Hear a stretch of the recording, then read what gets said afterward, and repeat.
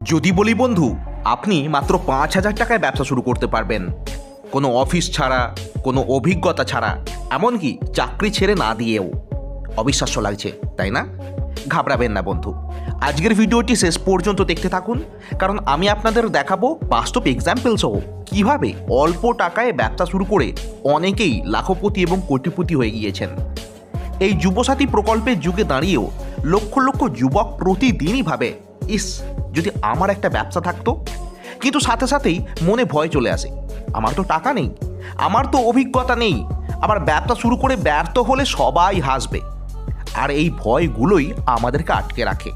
আমরা পাঠ্য বইতে এটা শিখি না যে কিভাবে ছোট থেকে শুরু করা যায়, বরং এটা শিখি যে বড় কিছু করতে গেলে অনেক টাকা লাগবে।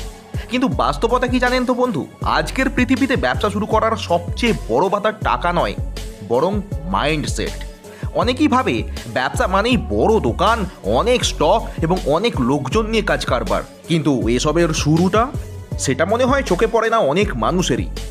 আপনি যদি বুদ্ধিমানের মতো চিন্তা করেন, নিজেই বুঝতে পারবেন এমন অনেক ব্যবসা শুরু করা সম্ভব যা ধীরে ধীরে আপনাকে ফিনান্সিয়ালি ফ্রি করতে পারে। আর একমাত্র ব্যবসাই সেটা করতে পারে। আর পৃথিবীর ইতিহাস তো বলছে কোটি কোটি টাকার বেশিরভাগ কোম্পানি একদিন শূন্য থেকেই শুরু হয়েছিল, কারণ তাদের ফাউন্ডার তিনটি জিনিস বুঝতে পেরেছিলেন। এক, কিভাবে ছোট আইডিয়াকে বাস্তবে রূপ দিতে হয়। দুই, কিভাবে শূন্য থেকে ক্রেতা বানাতে হয়। আর তিন, কিভাবে প্রফিটকে রিইনভেস্ট করতে হয়। আর আপনিও সেই রোড ম্যাপ দিয়েই শুরু করতে পারেন ব্যবসা, কম পুঁজিতে, এমনকি ৫,০০০ টাকাতেও।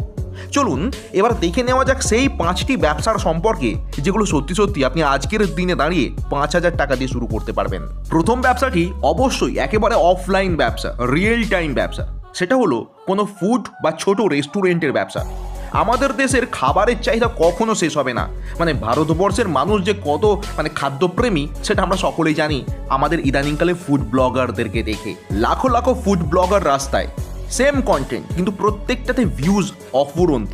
কারণ একটাই, আমরা খেতে ভালোবাসি, খাবার দেখতে ভালোবাসি। তাই আজকের দিনে দাঁড়িয়ে কম পুঁজিতে আপনি একটা ছোট্ট ফুড কোর্ট বা ছোট্ট রেস্টুরেন্টের ব্যবসা করতেই পারে। কীরকম আইডিয়া? নাম্বার 1 হতে পারে হোমমেড ফুড সার্ভিস। নাম্বার 2 হতে পারে চায়ের স্টল করা, যেটা ভীষণ পপুলার এখনকার দিনে। নাম্বার 3 হতে পারে ফাস্ট ফুডের একটা কার্ট বানাতে পারেন। নাম্বার 4 হতে পারে জুস বার বানাতে পারেন, ফ্রুট জুসের বার। আমি এই নিয়ে আগের ভিডিওতে আপনাদেরকে ডিটেলসে বলেছি। নাম্বার 5 হতে পারে লাঞ্চ ডেলিভারি। আপনার বাড়ির আশেপাশে যদি কোনো অফিস চত্বর থাকে, সেখানে আপনি লাঞ্চ ডেলিভারির বন্দোবস্ত করতে পারেন। এইরকম কোনো একটা কনসেপ্ট নিয়ে আপনি ভাবতে শুরু করুন। একটা বাস্তব উদাহরণ দিই। গড়িয়াতে থাকা সুস্মিতা ম্যাম ৫,০০০ টাকা দিয়ে ঘরে বানানো খাবার অফিসে ডেলিভারি ব্যবসা শুরু করেছিলেন ২০২২ সালে। সেই সময়ে কোভিডের লকডাউন পিরিয়ড শেষে অফিস চত্বর সবই খুলতে শুরু করেছে। সেখান থেকে শুরু করে আজকেই ২০২৬-এ দাঁড়িয়ে সুস্মিতা ম্যামের প্রত্যেক দিন ৭০ থেকে ৮০ প্যাকেট লাঞ্চ ডেলিভারি করা হয় অফিসে, আশেপাশের এরিয়াতে। তিনি নিজে করেন এবং তার একটি হেল্পার রয়েছে।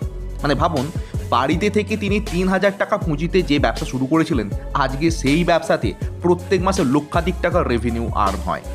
তো এই ব্যবসা শুরু করবার জন্য, এই ধরনের ফুড স্টল শুরু করবার জন্য আপনাকে কিন্তু প্রথমে রেসিপি ঠিকঠাক করতে হবে বা জানতে হবে, কোয়ালিটিকে ঠিকঠাক মেনটেন করতে হবে, কারণ কাস্টমারই হচ্ছে আপনার হাতের লক্ষ্মী। কাস্টমারই আপনার ফিডব্যাক দেবে, কাস্টমারই আপনাকে নতুন কাস্টমার নিয়ে আসবে বা কাস্টমার হবে। এবার নতুন করে যদি আজকে শুরু করতে চান, আপনাকে সোশ্যাল মিডিয়াতে ভীষণভাবে প্রচার চালাতে হবে। প্রত্যেক দিন কোনো না কোনো একটি ভ্লগ ভিডিও আপনাকে আপলোড করতে হবে আপনার প্রোফাইলে।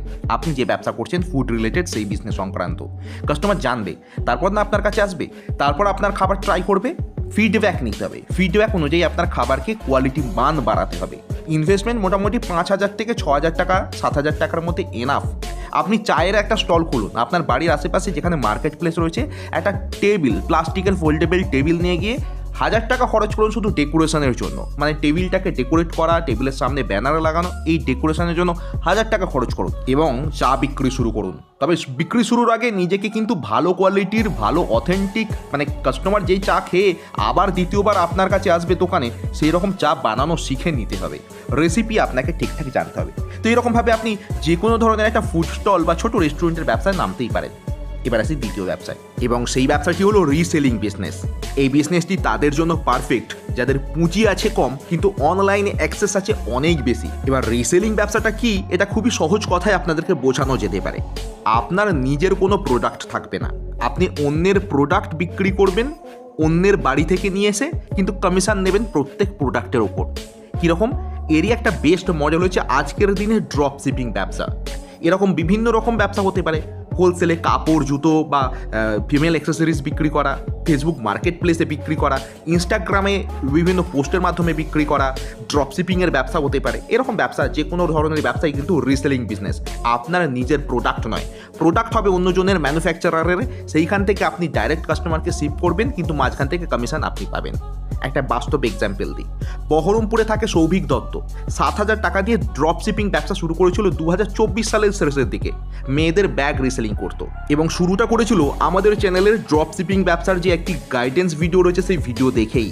সেই ভিডিও দেখে শুরু করবার পরে 1 বছর পর যখন 2025-এর শেষের দিকে আমি তার রিভিউ নিয়েছিলাম যে কেমন চলছে ব্যবসা, সেই ব্যবসা সে নিজের একটি ব্র্যান্ডে পরিণত করেছে এবং প্রত্যেক মাসে প্রায় 2.5 লক্ষ টাকার ওপর সেল হয় তার। পার্সেন্টেজ, কমিশন পার্সেন্টেজ মোটামুটি 30 to 35%। হিসাব করে নিন কেমন আর্নিং হচ্ছে 1 বছরের একটা ড্রপ শিপিং ব্যবসায়। প্রত্যেকটা প্রোডাক্ট কিন্তু অন্য কোম্পানি থেকে আসে, কিছুই করে না, শুধু অনলাইনে অ্যাক্সেস তার আছে এবং অনলাইনে ব্যবসাকে ম্যানেজ করবার টেকনিকটা সে শিখে নিয়েছে।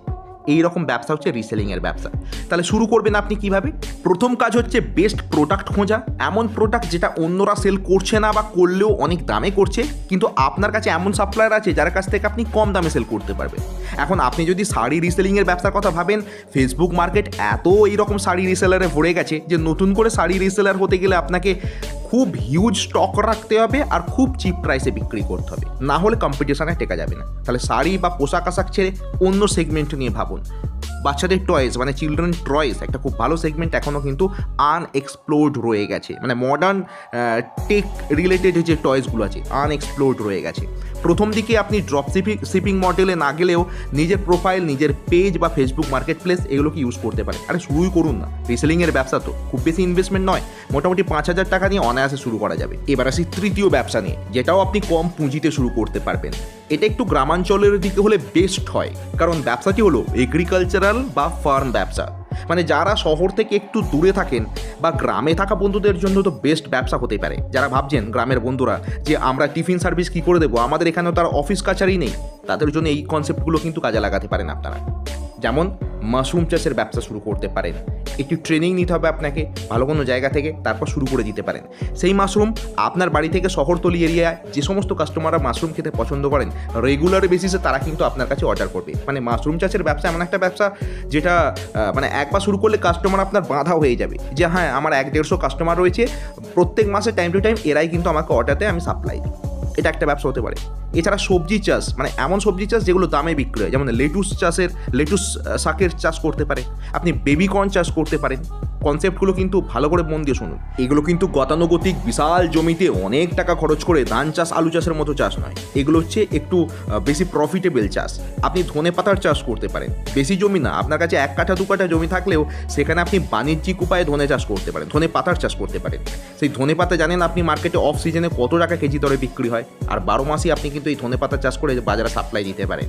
আপনি লেটুস পাতার চাষ করতে পারেন, শহরাঞ্চলে ভীষণ ডিম্যান্ড রয়েছে লেটুস শাকের।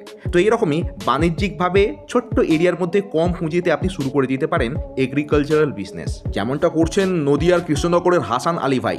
10,000 টাকা পুঁজি দিয়ে মাশরুম চাষ শুরু করেছিলেন 2019 সালে। তিনি নিয়মিত এখন পূর্ণকালীন ব্যবসায়ী হয়ে গেছেন মাশরুম চাষে এবং নিয়মিত প্রত্যেক দিন প্রায় 8 থেকে 10,000 টাকার সেল করেন মাশরুম নিজের খামার থেকে, নিজের জায়গা থেকে। এবং মাশরুম চাষে আপনারা জানেন প্রায় 50% প্রফিট থাকে। এবার আসি চতুর্থ বিজনেস মডেলে, সেটা হলো সার্ভিস ভিত্তিক বিজনেস। মানে কোনো ফিজিক্যাল প্রোডাক্ট না নিয়ে কোনো সার্ভিস নিয়ে ব্যবসা, যেখানে আপনি আপনার স্কিলকে বিক্রি করবেন।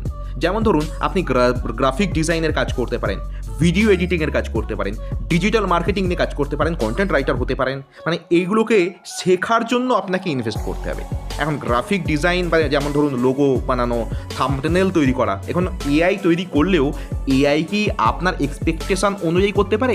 এআইকেও তো ঠিক প্রম্পট দিতে হবে, এআই থেকে নিয়েও আপনাকে একটু এডিট করতে হবে। এই কাজগুলোকে আপনাকে গ্রাফিক ডিজাইনিংয়ে করতে হতে পারে। ভিডিও এডিটিংয়ের ভীষণ ডিম্যান্ড রয়েছে এই মার্কেটে।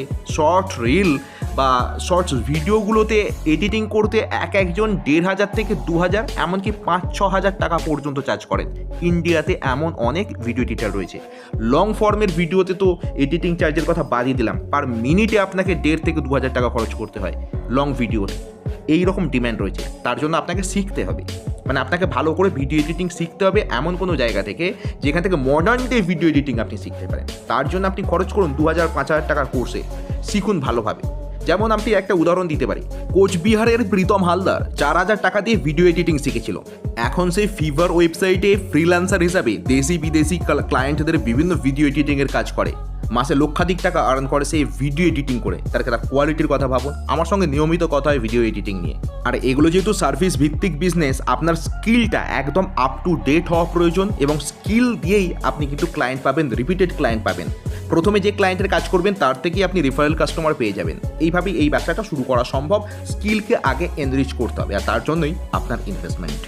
এবার আসি পঞ্চম ব্যবসার মডেলে, এবং সেটা হচ্ছে ডিজিটাল অ্যাসেট তৈরি করা।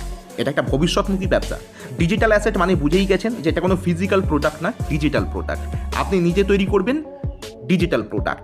একবার কষ্ট করে বানালে সেই প্রোডাক্ট আপনাকে বহুদিন থেকে রেগুলার একটা ইনকাম দেবে। যেমন আপনি ধরতে পারেন একটা ইউটিউব চ্যানেলে আমরা যেরকম ভিডিও আপলোড করি, আপনি একটা ইউটিউব চ্যানেলে নিয়মিত ভিডিও দিতে থাকুন। গ্রোথ কবে হবে আপনি এক্সপেক্ট করতে পারেন না, এগুলো সবই আননোন। বা আপনি একটা ব্লগ শুরু করতে পারেন এবং আপনার পছন্দের বিষয় নিয়ে নিয়মিত ব্লগের লেখালেখি করে যেতে পারেন। কন্টিনিউইটি ইজ দ্য কি অফ সাকসেস যে কোনো এই ধরনের ডিজিটাল ব্যবসার ক্ষেত্রে, মনে রাখবেন। আপনি অনলাইনে একটা কোর্স লঞ্চ করতে পারেন। আপনি এমন কোনো বিষয়ে দক্ষ হতে পারেন। আপনি হতে পারেন যে ইংরেজি শিক্ষক, আপনি ইংরেজিতে খুব ভালো পড়াতে পারেন। তো আপনার পড়ানোর ভিডিওগুলোকে নিয়ে, এবং সেটা যেন একদম অ্যাট্রাকটিভ হয় এবং অন্য অনেক অনলাইনে অ্যাভেলেবেল ফ্রি মেটেরিয়াল, ইউটিউবের ফ্রি মেটেরিয়ালগুলোর থেকেও যেন বেশি ভালো হয়, আপনি একটা কোর্স বানান এবং সেই কোর্সকে অনলাইনে সেল করতে থাকুন। একবার তো কোর্সটা বানাতে খরচ হবে বা আপনাকে কষ্ট করতে হবে, বাকি প্রত্যেক বছর আপনি ওইখান থেকে ইনকাম করতে পারবেন। এরকম আপনি সোশ্যাল মিডিয়াতে নিজের একটা ব্র্যান্ড বানাতে পারেন, সেইখান থেকে আপনি একটার পর একটা পপুলার কন্টেন্ট তৈরি করতে পারেন। এইগুলো হচ্ছে ডিজিটাল অ্যাসেট, যেগুলো আপনাকে চিরকাল একটা প্যাসিভ ইনকাম দিতে থাকবে। আর এই অ্যাসেটগুলো একবার তৈরি হয়ে গেলে, যেমন ধরুন আপনার ইউটিউব চ্যানেল একটু গ্রোথ করতে থাকলে, আপনার ওয়েবসাইট বা ব্লগ যদি একটু ভালো ট্রাফিক আনতে পারে, সেক্ষেত্রে আপনি অ্যাফিলিয়েট মার্কেটিংয়ের কাজ করতে পারেন। সেটা কিছুটা ওই রিসেলিং ব্যবসারই মতো। আপনি অ্যামাজনের প্রোডাক্ট, ফ্লিপকার্টের প্রোডাক্ট, এরকম বহু কোম্পানির প্রোডাক্ট আপনি তার লিঙ্ক সহ পোস্ট করবেন আপনার কন্টেন্টে। যখনই আপনার কোনো দর্শক সেই কন্টেন্টের ক্লিপ বা কন্টেন্টের লিঙ্ক থেকে ওই প্রোডাক্ট কিনবেন, তখন তার উপরে আপনি একটি কমিশন আর্ন করবেন। মনে হতে পারে খুব ছোট্ট ব্যবসা, কিন্তু এরকম করে, মানে এরকম অ্যাফিলিয়েট মার্কেটিং করে কোটি কোটি টাকার ইনকাম করছে বহু এমন অনেক ইনফ্লুয়েন্সার রয়েছে। দেখুন, যে কোনো ব্যবসায় আপনি শুরু করুন না কেন, কম পুঁজি বেশি পুঁজি। সফল হতে গেলে কয়েকটা টিপস, গোল্ডেন টিপস বলি আমি, এগুলোকে মনে রাখতে হবে আপনাকে। নাম্বার 1, ছোট থেকে শুরু করুন। শুরুটা ছোট হলেও চিন্তা করুন সবসময় বড় কিছু করবার। 2, শেখার মানসিকতা বজায় রাখুন। আমরা কেউই সব কিছু শিখে মায়ের পেট থেকে জন্মাইনি, তাই আমাদেরকে চিরকাল শেখার দিকে মনোযোগ দিতে হবে। আমি হয় সফল হব, না হলে শিখব। 3, পার্সোনাল ব্র্যান্ডিং তৈরি করুন। আপনি যে কাজই করুন না কেন, নিজের একটা ব্র্যান্ড বা নিজের একটি ফিজিক্যাল এবং ডিজিটাল প্রেজেন্স তৈরি করুন। 4, রিইনভেস্ট করুন। প্রথম দিকে ব্যবসায় যে টাকায় আপনি রোজগার করুন না কেন, প্রফিট হোক না কেন, সেটাকে রিইনভেস্ট করতে থাকুন। রিইনভেস্টমেন্টের মধ্য দিয়ে কম পুঁজির ব্যবসা বিশাল বড় ব্যবসায় পরিণত হতে পারে। আর 5, সব থেকে বড় ইম্পর্টেন্ট জিনিস, ধৈর্য বজায় রাখুন। বড় সফলতা দ্রুত আসে না, ধীরে আসে, এবং সেই সফলতাই কিন্তু চিরকাল স্থায়ী হতে পারে। এই কথাগুলোকে মনে রাখলেই যে কোনো ছোট উদ্যোগ থেকে আপনি বড় ব্যবসায়ীতে পরিণত হতে পারেন। শুভেচ্ছা নেবেন বন্ধু। আজকের ভিডিও এখানেই শেষ করি। ধন্যবাদ, ভালো থাকবেন।